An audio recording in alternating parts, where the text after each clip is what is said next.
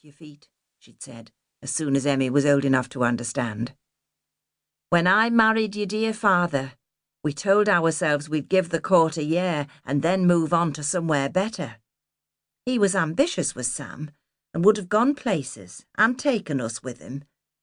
Only then he got consumption and couldn't work full-time, and you were born," she sighed. "You poor Dad. But you'll do better. I know it in me bones." Since Sam Dickens had been dead a dozen years, Mrs Dickens was going to give her daughter away. So now Emmy picked up her bouquet and placed her hand lightly on her mother's arm, and the two of them went out of the front doorway into the court. Beryl had been right. The place was crowded, and as the two women appeared, a ragged cheer went up. Emmy glanced quickly towards the arch which led into Raymond Street. Yes, she could see the June sunlight out there, so she was to have good weather on this, the most important day of her life so far. Satisfied, she allowed her blue gaze to sweep the crowd, and for a moment she was all smiles, until she saw the tall young man who stood nearest. Johnny Frost.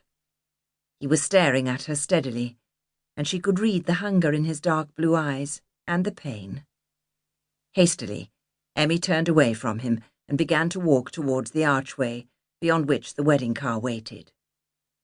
She tried to tell herself that Johnny had no right to come and stare at her, no right to be in the court at all.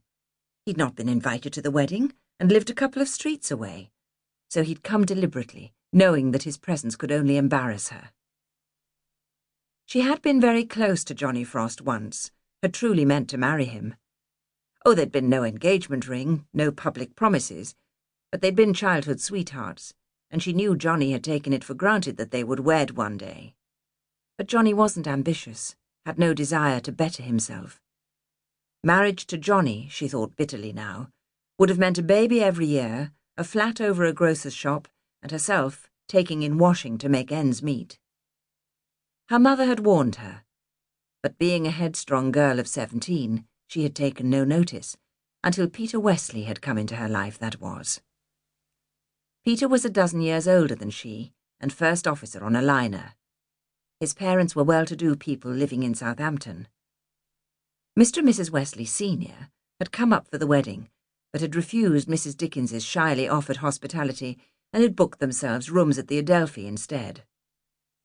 The little party had reached the car, but it was not until the uniformed chauffeur set his vehicle in motion that Emmy felt safe from Johnny's burning gaze. Her mother was fussing with her dress again, smoothing down the rich material, while Susie leaned forward and tweaked the veil which had caught on her headdress. "Not long now, Emmy, and you'll be Mrs. Wesley, living in a posh house," she said encouragingly. "And it ain't as if you'll be alone there when Peter goes back to sea, because you'll have your mam, won't you? My, we're going to miss you in Nightingale Court." Emmy smiled affectionately at her mother. Mrs. Dickens had promised faithfully to move herself and her belongings to Lancaster Avenue a month after the wedding, and Emmy knew her mother was as excited as a young girl over the prospect of moving house. Emmy was doubly grateful to Peter, for was he not rescuing both of them from Nightingale Court? Sunshine never penetrated as far as the courts, because the tottery 3-story houses were too close to each other, and too tall to allow much natural light to enter. Mrs. Dickens was fond of remarking that all you got in Nightingale Court was 2 Penn'orth of Sky, and in order to see that, you had to stand in the middle of the court and tilt your head back, staring up till your eyes watered. All the houses in the court were in constant need of maintenance. The landlord was mean and greedy, never reducing the rents, but always promising repairs and renovations, though he never did anything which was not absolutely essential. Consequently, the paving was uneven, the paintwork peeling, doors never fitted, letting in howling draughts in winter, and roof tiles were missing, so attics were often damp. And then there was the grime from the surrounding factories, and from the smoke which belched blackly from every chimney. Some of the inhabitants of the court kept their homes nice and did repairs themselves, but others were feckless, living in conditions of total squalor. Mrs. Dickens had always tried to keep herself to herself,